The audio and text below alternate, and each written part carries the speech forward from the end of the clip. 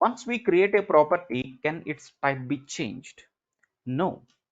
So based on the property whatever we create, we understood that property has to be stored like a column into its connected table.